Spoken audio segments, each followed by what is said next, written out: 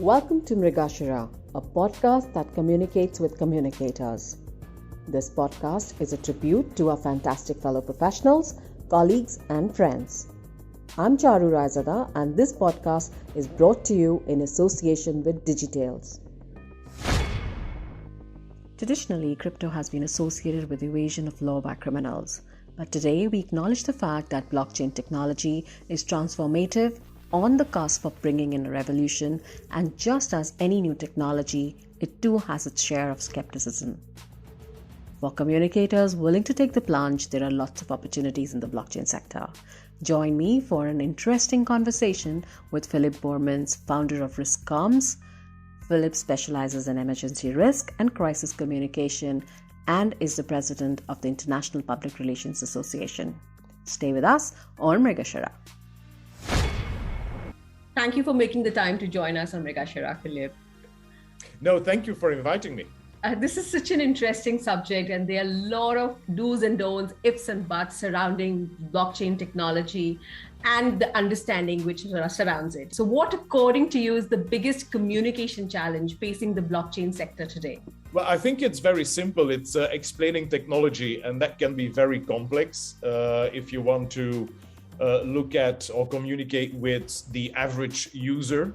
So it's always a matter of translating. It's simplifying, but still pointing out the advantages, maybe the risks in some cases, but it's a lot of translation. How do I bring this complex environment, and most of the time technology is complex, how do I bring that so that the average person in the street can understand it? So, when we talk about getting users or those sitting on the fence to understand the technology, what is it that we need to do? Because it's like when credit cards came into the picture many years back, or when the internet, started, and there were a lot of skepticism and people really didn't know what do we need to do to get people sitting on the fence to really understand the technology. Well, I think one of the very obvious implications of blockchain has been very much focused on the financial aspect, which is cryptocurrencies. And so, of course, when it's about money, for instance, and your personal money, and then there is, of course, that aspect of trading cryptocurrencies, well, the risk perception is very high. And it should be, because it is still trading, and it's about your personal, finances. I think what would help is explain people what the underlying technology is, the blockchain as such, and that would explain a lot of things. It would explain that, first of all, there is a secure environment, it's decentralized. What does that mean for money and for trading? But also look at how the advantages could be for people who, for instance, don't have access to a traditional bank. So if you can look at these things, bring it very close to people, explain risks and opportunities, but don't go immediately with the final product like, oh, here's a cryptocurrency, invest and you have a potential reward. Talk first about the principles of blockchain, which are based on full transparency, decentralization, no central organization behind it, and of course the obvious advantages which are linked to that. So I think that would be the way to go about it. Blockchain technology has the capability to dramatically reshape the world as we know it, right? But not everyone understands its real world applications. Misinformation, fraud continues to plague the sector. So our role as communicators, what can we do to repair the reputation and build trust around it? Well, if you're working with a blockchain technology client, for instance, I think one of the very important things is first explain the principles. Again, blockchain is by definition, if it's well done, 100% decentralized and also has the potential of being 100% transparent. That is the main advantage of blockchain technology. And then depending on what you're doing on that, let's say that you are working for an organization that uses blockchain for instance, cryptocurrencies, or having organizations being organized decentralized in a decentralized way. I think what you really need to do is clearly explain your roadmap.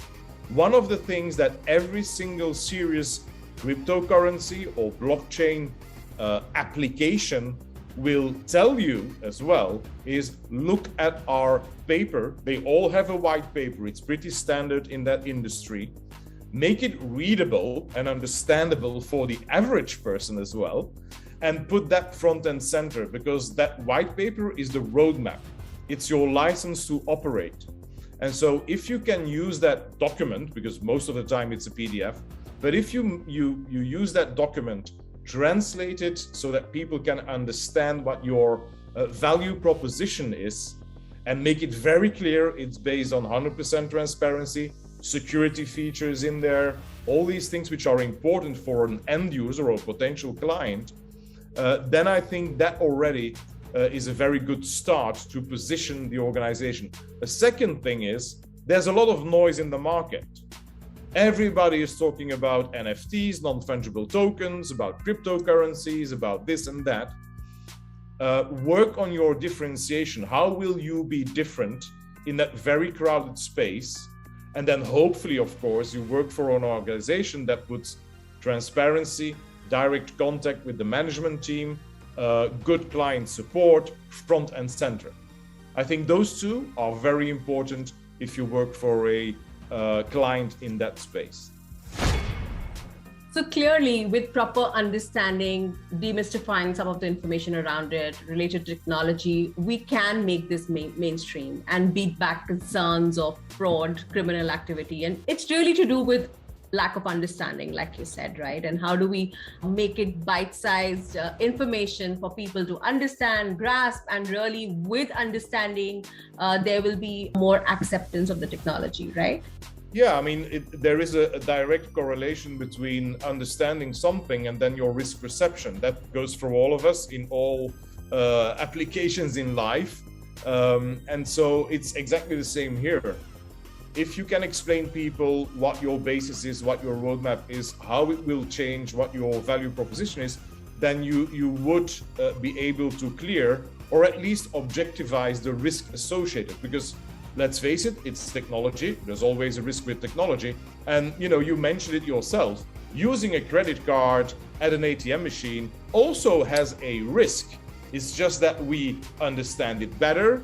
We put the risk maybe lower or higher, and we decide to use it or not. Online, offline, whatever. There is always a risk. But explaining that, and of course making sure that you're promoting your security features in there, which are pretty easy to do, I must say, when we talk about blockchain technology, then that will change the perception, the risk perception, and the adoption at the end of the day.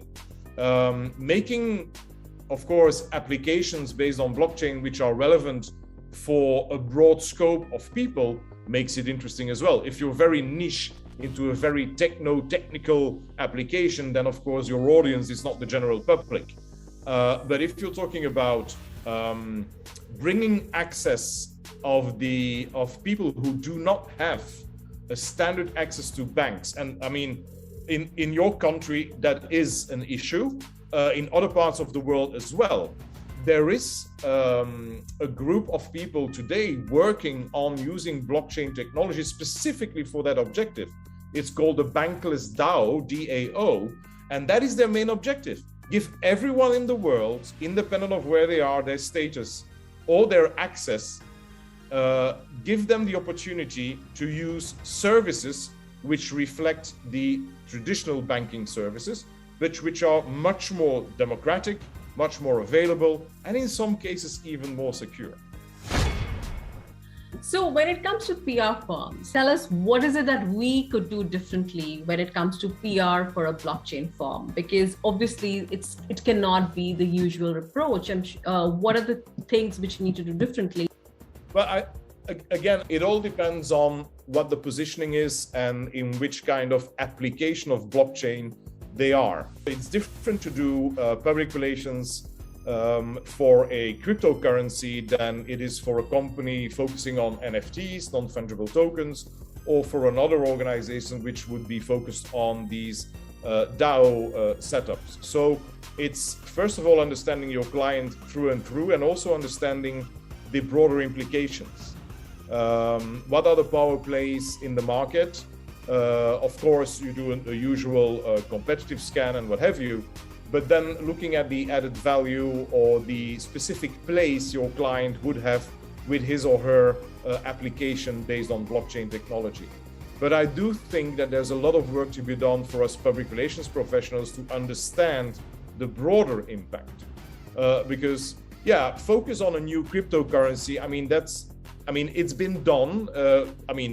Every day there are new cryptocurrencies being launched. But what does it make different? Are you going to approach that? What is the bigger scope implication? And I think it's interesting to work as a public relations professional in that field, because it's not tied to only a very small part of our profession, which is media relations. If you're only going to do media relations, well, it's pretty straightforward. Get your press release going. And that is not what I mean here. Real public relations is strategic advice, is looking at the bigger scope of things, looking at the positioning, the narrative that you're going to create, doing a good stakeholder analysis, all these, the added value that we as public relations professionals can bring. Right. And that is very important in this space, much more important than good media relations. Absolutely. And if I'm going to just flip this and ask you that, how does blockchain impact our lives, the role of PR firms? Well, going back to your previous question, that's maybe the first thing that we need to do. Understand how these technologies will impact our profession, and they will, and they're already doing so. I'm amazed because I got into blockchain and looking at these things maybe 2 years ago, something like that, seriously, meaning I'm using blockchain every day, looking at these things. And I see that there's a huge blind spot from the profession how blockchain will impact our own day-to-day operations. If you just look at how decentralized organizations are going to be created on the blockchain. So that means that you're going to have organizations being created on the blockchain, being 100% transparent, logging every single interaction that members of that organization are doing, potentially open to the public under scrutiny, improving reaction times, shifting power plays within an organization. Only those couple of things that I just mentioned, that's a huge impact. So let's take a very practical example. If tomorrow I want to set up a association, and in fact I'm actually planning this for next year. Hopefully we'll be launching the International Association of Risk and Crisis Communication. Interesting. We've looked at the standard setup, right? Setting up an association, a non-profit. How do you do that? Where you create a non-profit association, you go to the lawyer, you get it on paper, you choose a board, and you get all these things in governance and finance and what have you. We are now looking at using exactly the same setup, but based on a blockchain DAO, which means that by definition, every member will have a vote. Very open and democratic organization. That means that every single vote, every single decision that we make, every single euro or dollar that we spend will be publicly accessible by all members, and if we choose so, accessible by anyone in the world, meaning 100% transparency.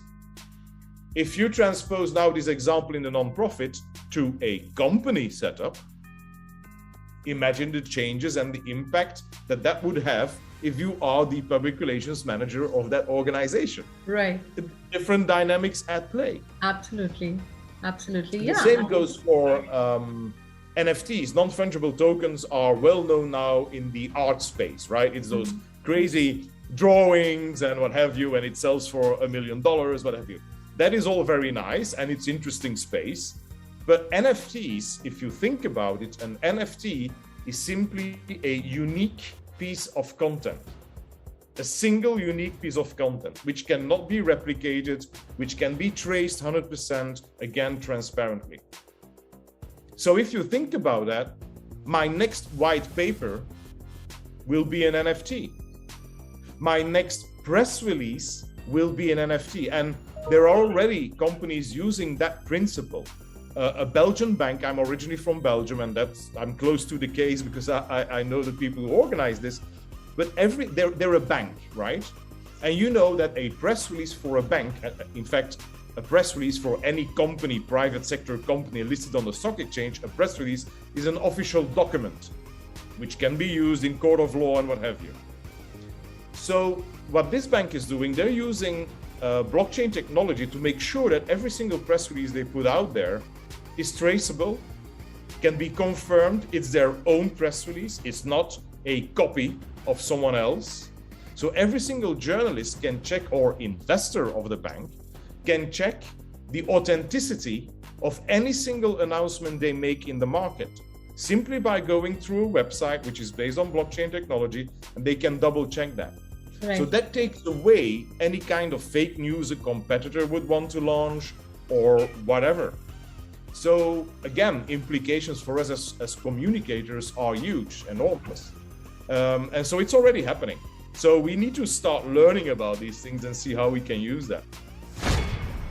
So clearly we need to. People are just trying to understand where they are and what is it that they can do. Any guidance to communicators who really want to take the plunge on the opportunities? You've talked about some of it, but what is it that they need to do to upskill? What are the opportunities in the blockchain sector? How can they have the first mover advantage? Well, I think, with every single new technology, the importance is to start, don't look at it from a distance too much, just jump in. It's not dangerous. I'm not talking about, let's be very clear, I'm not talking about cryptocurrencies. I mean, that's investment. This is no investment advice. But the other applications like decentralized autonomous organizations, DAOs, look it up, learn about it, maybe join one. Maybe play around it, because it's most of the time it's free, so you can already start organizing a small group, maybe something which is close to you, a local PR association or even a sport club, whatever. But look at how it works, how it can work, and then you will see the potential. So that's DAOs, so decentralized autonomous organizations. And then there is a recently launched what is called decentralized social media platforms. So the same application of decentralization and 100% transparency is now being applied to social media. We all know that a couple of organizations, multinationals in the world, own all the single major social media platforms. I'm not going to name them. We all use them day to day.